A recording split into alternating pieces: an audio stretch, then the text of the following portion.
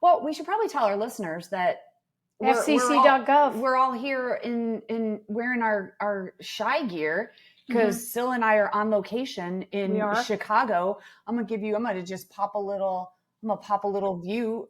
Look at that. And we are headed to the Bears game, kickoff at 3:25, and we're playing your team. We are. Is it Ted's team? He really doesn't like when we say that. I know but I like Look at he's got a Chicago. Come on, he's wearing his Chicago. Yeah, you're in the club. Yeah, it's fun. Who do you root? I went to high school with you, Kristen. Let's not forget. Theodore. I know, but you're not here. You're just not here with us. No. And that it's family, it's like in 12 years. This will be great in 12 years. In 12 years. All right. Well, we will. When Maryland graduates, it's like we're gonna have a free for all. Yeah, and we'll all these visits and trips. How many followers do you think we'll have for the Hollow Bunny podcast in 12 years? 1,463,000. Oh my God! We'll probably have our own production company. The Hollow Bunny. We all feel hollow sometimes. So, hey, greetings and salutations, and welcome to the Hollow Bunny Leadership Podcast. I'm Kristen Ziman, and I'm here with my sharp and spirited co-host. She is my teammate on this field of leadership. And what do you think about that? Teammate on this field. Do you see what I'm doing here? Wow, you are bringing Sporty right ball. into Sporty ball. Yes, and we are in the same location, sitting side by side in this magnificent place called Chicago.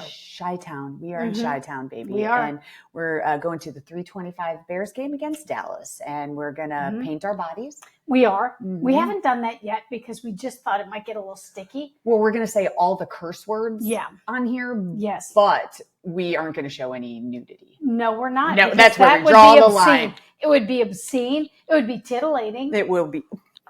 It would be titillating. It would be titillating, exciting. We're not going to do it. We're not going to do it. We're just going to keep people hanging. Yeah. Or maybe for those listening, I see what you did there. Or maybe for those listening, maybe we are sitting here with just body paint on. You don't know. This is a podcast. It is a podcast. People listen. But then again, people might just watch. They may watch us. Okay. Either way. So let's talk. There's so much happening in the world, and there are meaningful ways for us to dive into this stuff. And we always find a way to say, okay, what do you think about? Right. And then we go out, we ponder, we chew on it, we marinate, and then we might go out into the environment and research some stuff. And then we have, I think, a necessity to bring this stuff to our listeners to say, okay, hey, folks that are in leadership, you might want to give this some consideration, right? Absolutely. And so today's bringing us into this interesting social space. It is. And you may wonder, well, what does this have to do with leadership? And we're talking about censorship. We're talking about neutrality and what it means for leaders to adapt. And this is kicked off by Jimmy Kimmel's recent cancellation. Right. And things like this occur, and it brings a lot of folks together to say, okay, what does this mean? What do we know? What does the FCC say? What does this contract say? What does all this mean? And we go out to a variety of sources and say, okay, what does this mean? How might we make sense of this? And so we're just going to add a few little morsels, a few little considerations for folks as they lead their organizations. We're using this as a catapult, a catalyst for. Yes, for a deeper conversation. Yeah. I think that this sparked a cultural event worth exploring as it bleeds into our organizations. And the broader question for us and for our listeners is, what do we do when the climate changes around us? What do leaders do as they're running organizations? And again, you may think, well, what does this have to do with my organization? And let me give you a solid example. And I know that you have one as well from your former life as a police chief. So in a particular city in the suburbs here in Illinois, the president, as many know, ordered flags to be lowered to half-mast as a result of the murder of Charlie Kirk. And horrific Horrific. despicable event. Horrific. No Yeah. one, absolutely. I mean, Ever. that therein lies the conversation, the crux of this conversation about free speech. And I didn't like a lot of the things that he said, but my God, we don't handle it by becoming violent and murdering someone. Yeah. So, yes, we denounce and condone all of it. What happened is the president ordered the United flags. States. The president of the United States ordered the flags to be lowered to half mast. And the mayor of this particular city defied him. The mayor is a very far left liberal mayor and said, we are not lowering the flags for this purpose. Can we pause there? Why does that part matter? What, that he defied it? No, that he's a left. Because he completely disagrees with the president. And you see that in this statement kind of leading up to this in terms of context, that's germane. Sure. Until what happens is the fire chief then says, okay, and raises the flags back up. Okay. And then some of the members of the fire department are saying, no, you need to lower them. And we have now tension. Not only tension, but there is like the division between, so we're looking at a cultural division here, and it is a political division. Those who I would say are more right-leaning, conservative, are saying, do what the president says, lower the flags in honor of this influencer. Okay. And the mayor is saying, absolutely not.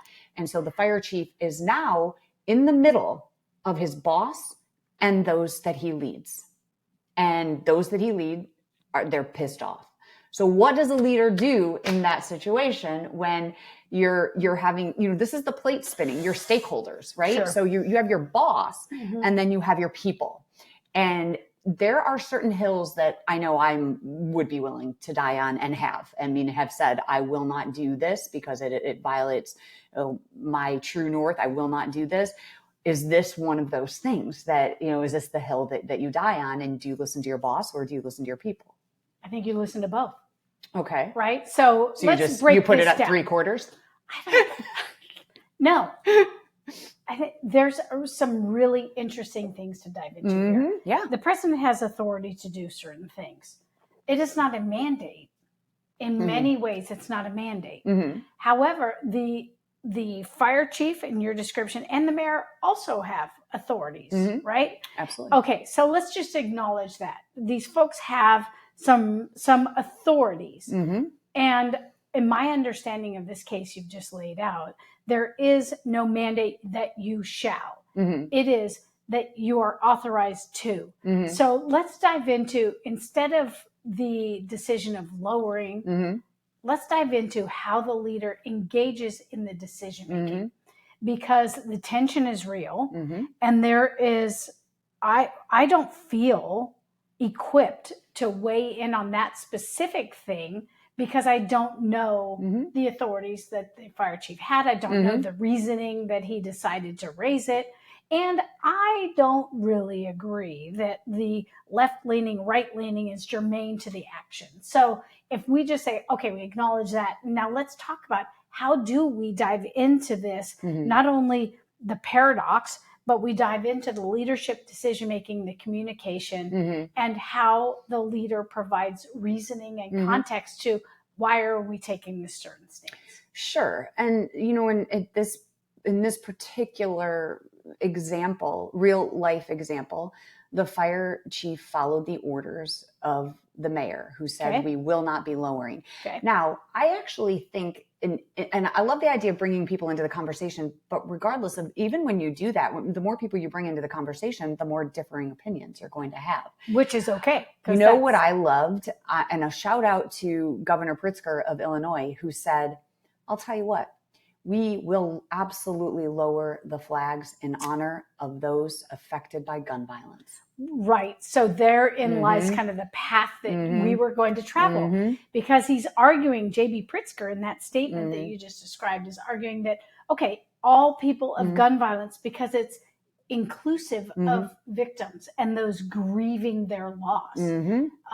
And so that is a very interesting broadening of the behavior, the honoring, and the action. Because then what it does is it says that we're not going to focus on one person. It's not episodic. That's right. It is in the context of the overarching violence that is pervasive in our nation. Absolutely. Okay. And you will still get someone, I'm sure, that is going to, have a differing opinion and offer some backlash. But I like the communication of let's solve this problem together, because this isn't just one problem that we're having. We have, and even in our cities, as this trickles down, our cities are affected by gun violence. And as we know, Charlie Kirk was affected by gun violence. Yes. And all of it, again, is something that we should all denounce. So let's come together and find the thing that we agree on, which is this. There's no place for it, regardless of what side of the aisle that you're on. But it does require, and I don't even know if it requires, just a listening session, or, where the fire chief then gathers everyone around and says, hey, what are your thoughts on this? And what's a viable solution?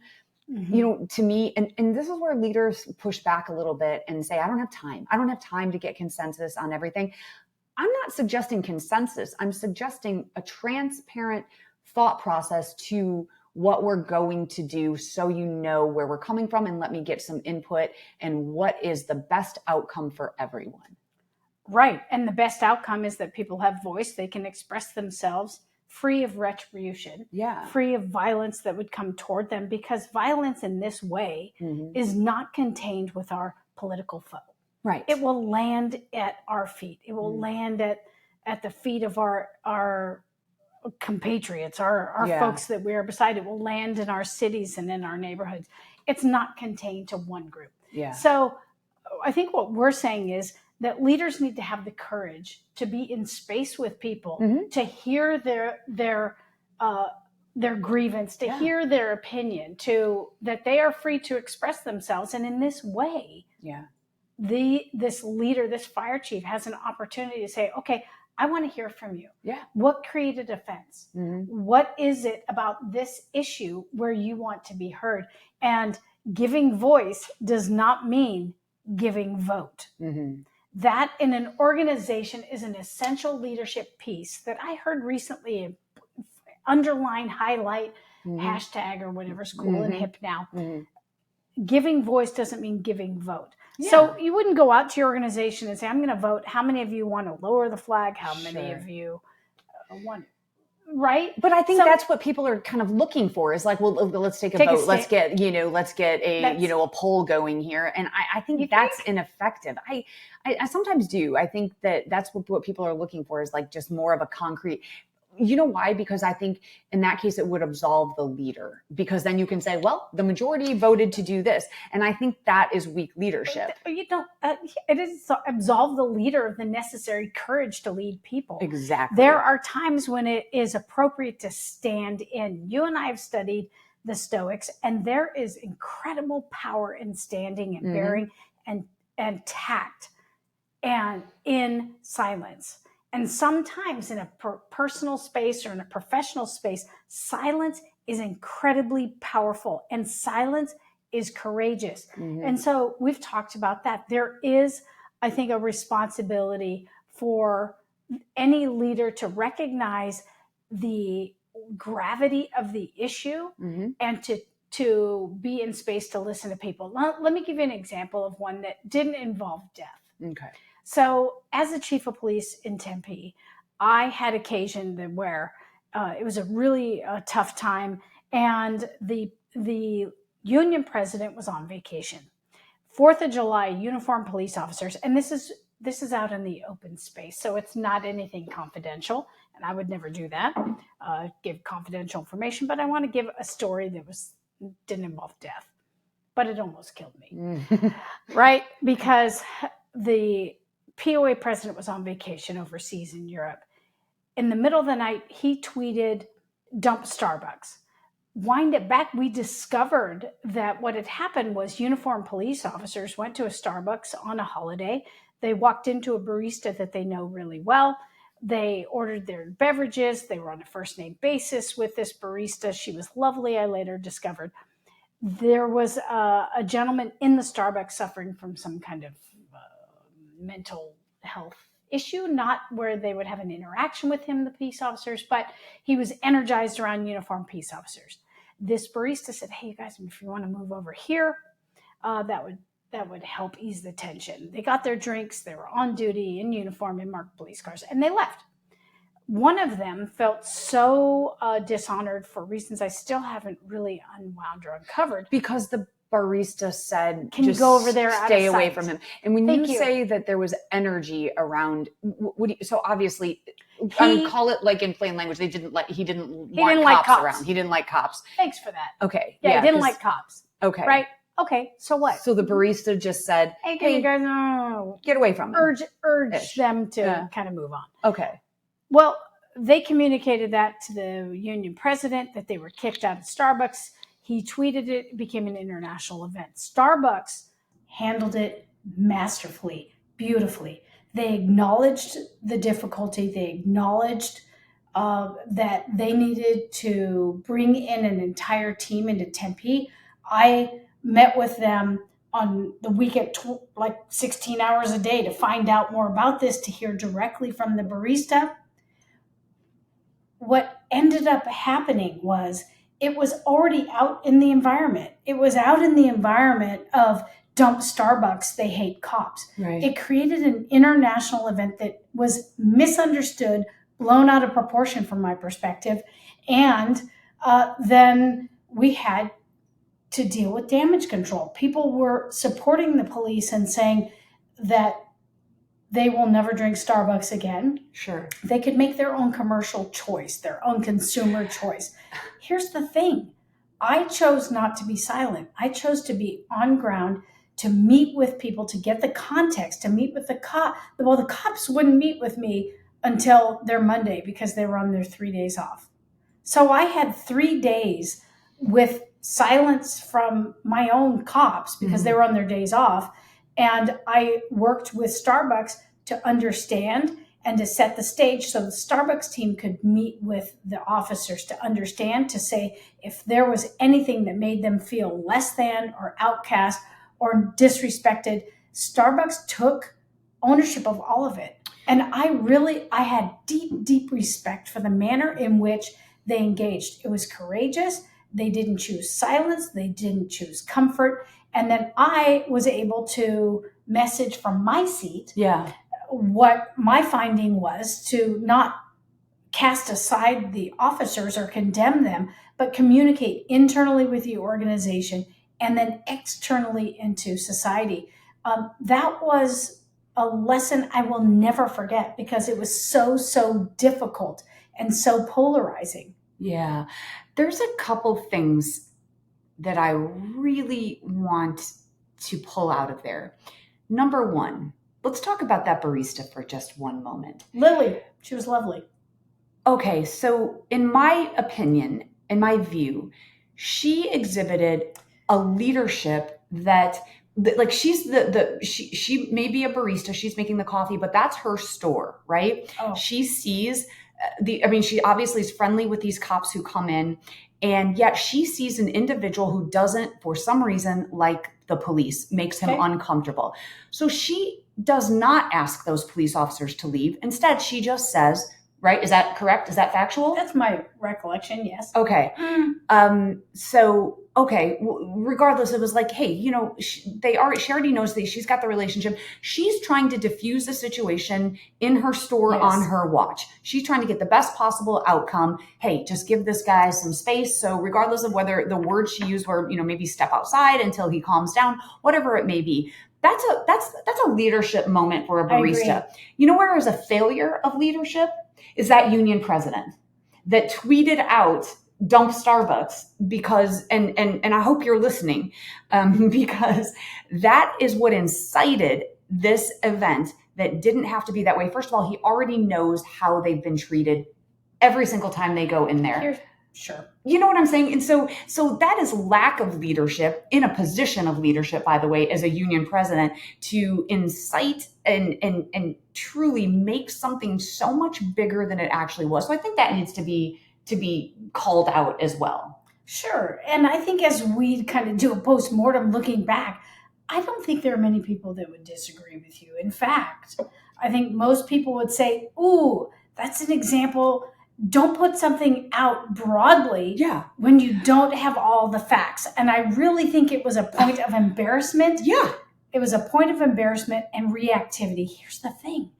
It was, to me, a symbol from all the folks that reacted to this, that they had stored so many grievances over time that any kind of spark, any kind of notion, nibble of disrespect created an explosion. It was a powder keg based on how they were feeling. Now, remember this. This cohort was the cohort that joined policing, that was inspired after the watershed moment of 9/11. Yeah. They were so inspired and moved to do something different. Many of them, including this union president, left his very comfortable office job and joined policing. That is admirable. However, there are folks in that cohort that were so energized by this atrocity that drove them into public service.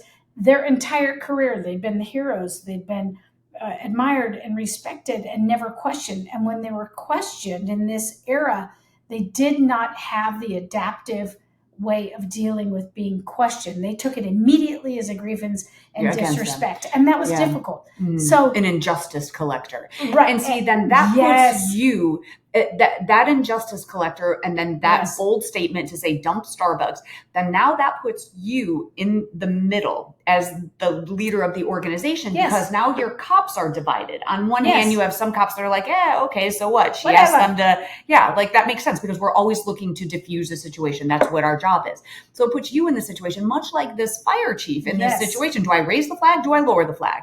And so there are moments in time where we as leaders have to remain neutral. But this is another event where you have to keep your stakeholders happy, and what you say matters because you speak on behalf of the organization and behalf of police, and turning your back on them, really knowing that that cop is the one who incited everything. So this is the crux of a leader, and why heavy is the head who wears the crown. Word. And what's fascinating, I'm not even sure I've described this for you, is later these folks asserted, the cops asserted they weren't really on duty. And I said, well, you were in a squad car and in uniform. How can you assert that you weren't on duty and any communication you had was protected because it wasn't on duty? If you had slipped getting your Frappuccino and broken your elbow, would you have expected workers' comp protections? They said, well, yeah. One of them said, yeah, I would. Well, then you're on duty. Totally. There was this really interesting psychological kind of reworking and this very interesting foundation in which they were resting that it was odd. It was an odd manipulation of just the angst around this. So I took it as this is about something bigger than feeling dishonored in this moment, episodic, right? In this episode, this incident, and it was more reflective of how they were feeling in carrying out the noble work of policing. Sure. So there's something bigger and deeper. Well, there's always something bigger and deeper. And I guess that's why we decided to tackle this really hard conversation, because this is, you're being put in that position as a leader, and then you then either adapt or capitulate as the leader. And I think what we need to find out, what we need to realize here is that adaptation is not capitulation. You can say, we understood what Starbucks did in that moment, and that's not capitulation, but adapting to the situation, adapting the way I think Governor Pritzker did to say, you know what, we will lower the flag on behalf of all gun violence victims. Now, what does that say about the leadership of the broadcast company that took Kimmel off the air? If you violated somehow a contract, which you got your hands on the contract and saw that there were only 7 words Jimmy Kimmel couldn't say. I'm not a legal person. I'm not a contract attorney, although I know some. I'm not sure. Maybe they just use it as an excuse. Maybe it was a decision to quiet him. Maybe it was a business decision so this merger could be carried out. We don't know. Sure. We don't know. Either way, it's putting the pressure from the top, and we've already heard it several weeks ago. President Trump did say Jimmy Kimmel is next. That was a kind of a veiled threat laid down, and then the FCC pounced the minute he said something. So now you have the broadcast company in the middle of in all of these situations. A leader is in the middle of something where they have to make a decision, and to either fall in line with those they serve, or represent their people. And it's a tough position to be in. There's no right answer here. I don't have the answer, but I do know that there are times when a leader cannot remain neutral, that they must take a stand, even if it means losing their job. Yes. And so much of this is, how do we address broader social issues, right? And how do we communicate kind of the path that we're going to take forward, to move forward and travel forward in. Yeah. I'm not even sure I said that right. But irrespective of one's standing on this issue, whether it's silencing a critic or honoring various folks, you and I both know as leaders in organizations, one of the most difficult times is how we choose to honor someone, because there are stories of many where they will feel dishonored because they were not otherwise honored. Mm-hmm. And so there is a very purposeful, intentional consideration that has to be made in even what might be the most innocuous type of decision, the lowering of a flag. Right. Yeah. It is seemingly innocuous, but right. Not to that organization. Could be divisive. Mm-hmm. Very divisive for the organization. So I think that the takeaway here is truly about strategic leadership. Yes. And do I act, or do I not act? I mean, do I confront this issue? Or sometimes, as you mentioned, sometimes it's better to stay silent and let things play out. But other times you have to take a stand. But when you are you quiet because that's strategic, or are you quiet because you are scared? Because you are afraid to upset people. And there is a big difference between the two. We can all see it. Mm-hmm. Every one of us can see it.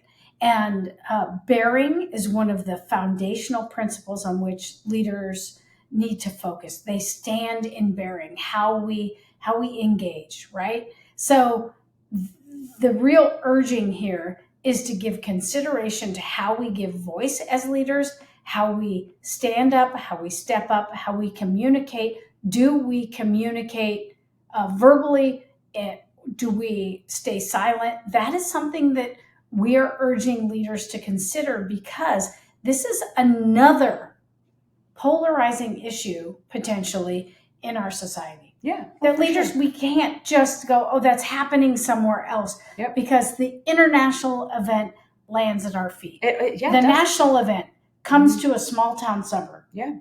Yeah, I think the takeaway for leaders is it's not about avoiding controversy. It's about knowing when to hold the line and when to adapt a playbook for a better outcome. And in the middle of it all, communicating with your people and listening. And even in these situations and topics where emotions run high, because that's what this is. It's emotional. It's people have this attachment to their identities. And that's unfortunately where we are in the political spectrum right now is, I identify as this, therefore I fall on this side of the aisle or this issue. And leaders have to take all of it and they have to make the decision that is best for the organization. But I like your idea of just communicating with everyone. Here's what I'm thinking. What input do you have for me? And then make a decision that is best for your people. And giving voice to people helps organizations. It advances organizations because it's on a basis of trust and respect for people. Voice is not vote. Ooh, that's a good one. I'm going to get that on a t-shirt. Yeah. And I heard that from a chief just a week or so ago, and it reinforced it to me and brought it to the forefront of my mind to give kind of understanding. Right. Yeah. And not to belabor this, but it does remind me of actually when I was speaking to the sheriffs in California that you invited me to, and one gentleman stood up, an undersheriff, and said, when I get buy-in from everyone and then do make a decision, it seems like more people are mad, and because you've got the buy-in, but then you did something different, And I said, well, that therein lies, once again, voice is not vote. And that really brings it back to that is Sure. You get the input, but you still have to make a decision that's probably going to upset someone. That's what leadership is. There's a safe thing. You say it all the time. If you want to be safe and free of condemnation, don't do shit. Don't do a damn thing. Don't do anything. Yeah, and certainly don't enter into a leadership position because and do not silence the critic. That's the right. critics this is the foundation of our democracy. If satire and discourse and disagreement. Yes, thank you. Yeah, exactly. Yeah. And don't shoot them. Right. So ever resort to violence. Ever resort to violence. It's like, okay, thank you. Yeah. And now, okay, so we've said a lot here, and we are sitting on the 42nd floor here looking out on this beautiful place, right? And we are about to go into the arena, the stadium, Soldier Field. They're playing my sister's favorite team. So I'm a little sad she's not here, the Dallas Cowboys. And, we're giving shout out to Ted. But we are going to take a stand today. We are. We're going to pick a side. I've picked a side already. Yeah. I'm not fully informed. Mm-hmm. I don't feel I'm fully informed, but I'm fucking all Bears. Yeah, me too. Now, I root for the Cowboys because of my sister when they're not playing the Bears. But this is real. You've taken a hard leadership line. I'm really proud of you. That's courageous of you to do. Right. And I won't hate the Cowboys. I won't wish them ill. But I wish them defeat. Mm-hmm. I want it to be a decisive victory. Yeah. By the time this podcast drops, we will have learned who won. But Vegas is giving the spread to the Bears today, just so you know, by 1 point. There. You shit me? I don't make stuff up when it comes to sports. You make so much stuff up when it comes to sports. Wow. I actually don't know what I'm talking about, but I Did swear you look it I up? heard that. No, I heard that this morning on the news. I heard it on the news this morning. No, what news? WGN Chicago. Best news ever. Okay. WGN Chicago. Okay, good to know. Mm-hmm. So, hey, bunnies, there's a lot to consider here. So much. And the urging, one of the biggest urgings is look out into the environment, understand the environment, look within self, and figure out what you're going to do when it comes to you. Because as my dad, Barton McCrae Moir, used to say, if you're ready, if you stay ready, you don't have to get ready. So this urging on the Hollow Bunny Leadership Podcast is, hey, and in this conversation, which you've enriched me as always, it's like, hey, give it some thought. What would you do? I love it. I love it. That's it for today's episode of the Hollow Bunny Leadership Podcast. Ted Madden produces the podcast, and the song you're about to hear was written by my talented and accomplished son, Jake Ziman, and his friends, Fabian and Zoe. If you like the podcast, please subscribe. Please like it. Please review it. Please share it with people. Share it with everyone you know. If you don't like it, move along. There's nothing more to see here. Keep filling your bunnies and keep adding substance to others. Bye, everybody. Bye, everyone. Go Bears. Go Bears.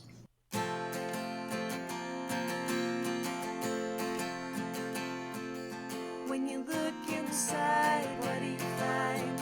Are you content to fall behind? When you lose your way and you've lost your why, have courage and get ready to fight the hollow bunny.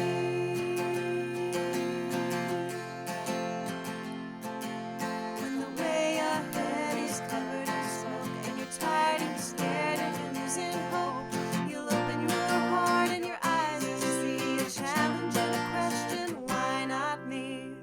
To fight the hollow bunny. And we all feel hollow sometimes,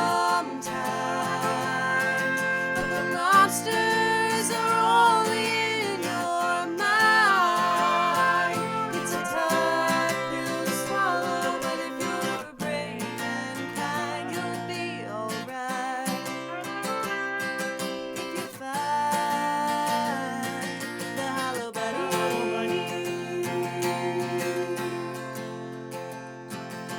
When the challenge ahead scares you to death, you tame the imposter inside instead. To change the world, you've got to start small. It takes a leader to say, I don't know it all.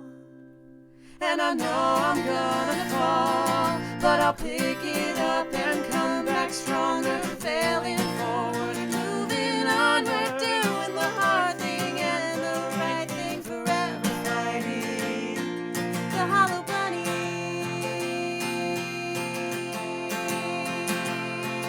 And we all feel hollow sometimes, but the monsters are only in your mind. It's a tough pill to swallow, but if you're brave and kind, you'll be alright. If you fight the hollow bunny.